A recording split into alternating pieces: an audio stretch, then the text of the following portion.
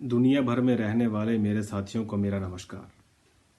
ये कैसे हो सकता है कि आज विश्व भर में बच्चे बच्चे को खबर है कि कोरोना वायरस कितनी तेज़ी से फैल रहा है।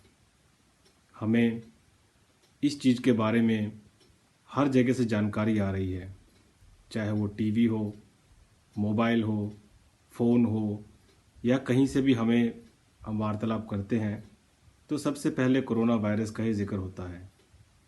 आइए मैं आपको ले चलता हूँ फ्रैंकफर्ट जर्मनी में, जहाँ पे कोरोना वायरस के बारे में मैं आपको कुछ बताना चाहूँगा कि यहाँ के हालात कैसे हैं और किस तरीके से यहाँ की सरकार कौन कौन सी स्कीम से यहाँ के लोगों को हेल्प कर रही है और कौन कौन सी कम्युनिटीज़ यहाँ पर कैसे कैसे एक्टिव हो रही हैं। ख़ास करके हमारी भारत कम्युनिटी यहाँ पे क्या कर रही है। थोड़ा आपको बता दूँ कि जर्मनी में तकरीबन 8 करोड़ लोग रहते हैं, जिनमें से अब तक 92,000 जो लोग हैं उनको कोरोना वायरस का इन्फेक्शन हो गया है और लगभग मृत्यु की संख्या जो है वो 1,300-1,400 के बीच में है। तो जिस डिस्ट्रिक्ट में हम रहते हैं हेसन में, उसके अंदर तकरीबन 4,500 लोगों को कोरोना वायरस का इन्फेक्शन हो गया है। उसमें से 60 लोगों की मृत्यु तकरीबन हो चुकी है। यहाँ जो खास कर प्रॉब्लम्स आ रही हैं वो बुज़ुर्गों को हैं, जो अकेले घर में रहते हैं, जो अपना सामान नहीं ला सकते या जिनके पास गाड़ी नहीं है, वो गाड़ी में सामान नहीं लेकर आ सकते क्योंकि काफ़ी तक सामान जो है वो ख़त्म हो जाता है और लोगों तक वो सामान पहुंचता नहीं है खाने पीने का। उसके अंदर क्या होता है कि हमारी सारी कम्युनिटी जो है भारतीयों की, उन्होंने बहुत योगदान दिया है।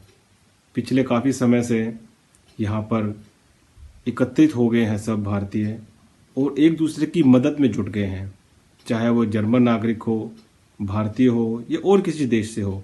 सब एक साथ मिलकर इस पर काम कर रहे हैं और एक दूसरे की हेल्प कर रहे हैं जिस तरीके से भी हो सके, चाहे वो इंफॉर्मेशन के ज़रिए हो या किसी को खाना डिलीवर करने के ज़रिए से हो या किसी को डॉक्टर या हॉस्पिटल में ट्रांसपोर्ट करने के ज़रिए से हो। एक दूसरे की मदद अच्छे तरीके से हो रही है। और देखा जाए कि अगले क्या स्टेप्स होने चाहिए, अभी आने वाले कल में क्या होगा, वो यही है कि अप्रैल एंड तक तो अभी काफ़ी रिस्ट्रिक्शंस लगाए गए हैं कि बाहर अंदर जाने में रोक है। ऐसा नहीं कि हम बाहर निकल ही नहीं सकते, ऐसा है कि ज़्यादा लोग ना निकलें और जितनी भी हो सके अपने घर के अंदर हम रहें। सोच तो यही है सरकार की भी कि जितने भी हो सके इससे बचाव किया जाए। और यहाँ से यही संदेश हम भारत भी भेजना चाहते हैं, जितना हो सके इस वक्त वो टाइम है जब हम एकत्रित होके इस वायरस के खिलाफ लड़ें। और लड़ें कैसे, जिस तरीके से हर जगह मैसेज भी आ रहे हैं कि अपने घर में रहें और उसके बाद अपने घर में रहें और सिर्फ अपने घर में रहें। ये सबसे बढ़िया तरीका है एक दूसरे की मदद करने का। और ज़्यादा से ज़्यादा योगदान दें इस वक्त डोनेशन करने में, क्योंकि काफ़ी हमारे भाइयों को हमारी ज़रूरत है। उस लिए हमें अब दिखाना है कि हम जब विपत्ति आती है तो हम किस तरीके से एकजुट होकर एक दूसरे की मदद पर उतर आते हैं।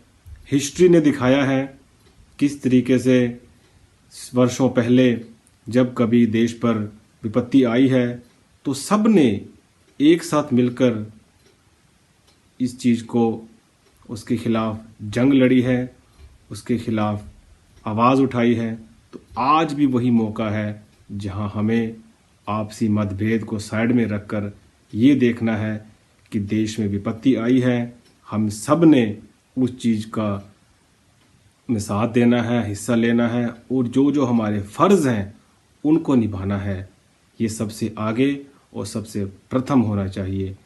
इसी आशा के साथ मैं आपसे इजाज़त चाहूँगा और अंत में फिर एक बार यही बात बोलना चाहूँगा कि एक दूसरे का साथ देते हुए, एक दूसरे की मदद करते हुए हमें आगे बढ़ना है, क्योंकि समय ये बात ज़रूर याद रखेगा कि इस आपातकाल स्थिति में किस किस ने मदद की थी, किस किस ने नहीं की थी, और वो चीज़ हिस्ट्री में सदा ही दर्ज रहेगी।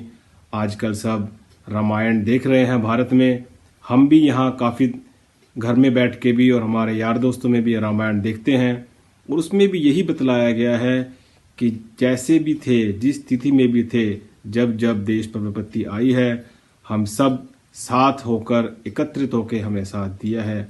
आज भी वही समय है, धैर्य बनाए रखें और जितना हो सके एक दूसरे की मदद ज़रूर करना।